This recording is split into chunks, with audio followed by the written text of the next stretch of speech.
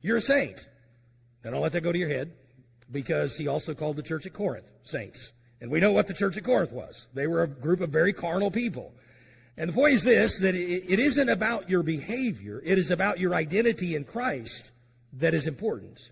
So he calls them saints, but he also calls them faithful brethren there in the first two verses. Again, these are believers who were faithful first and foremost to Jesus Christ. So this means they weren't only saved, but they were living out their faith. Big difference.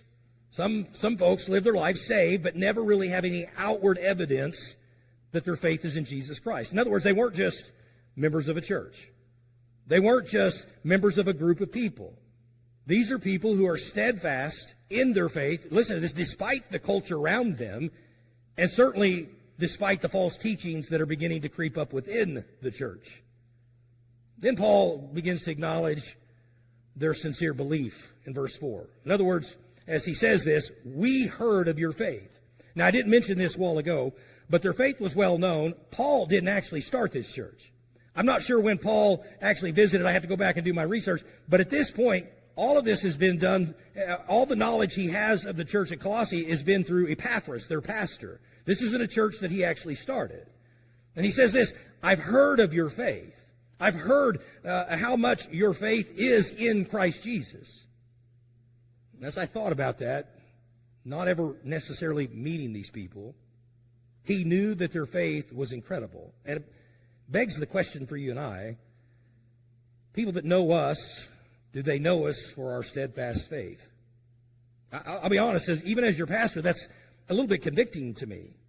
What is it, people? Because you know how this goes. Anybody that you know, whether it's in your family or people you go to school with, people you work with, when a name is mentioned, there's a set of adjectives that describe them that pop up in your head. You may not consciously think about it, but you'll think of a person that you might hear their name as, oh, that's a kind person. Or I really like them. They're somebody I can relate to.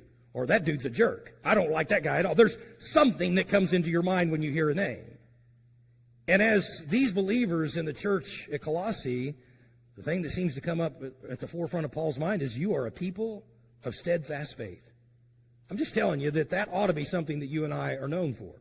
People may not even know what church you go to, but when you're in the work world and you're facing trials and tribulations, by the way you handle those things, people ought to go, man, you do life different than everybody else I know. There's something different about your faith. There seems to be a calmness when the world around you is falling apart. I'm just saying there ought to be something within us that holds us firm, and people recognize that it's our faith in Jesus Christ.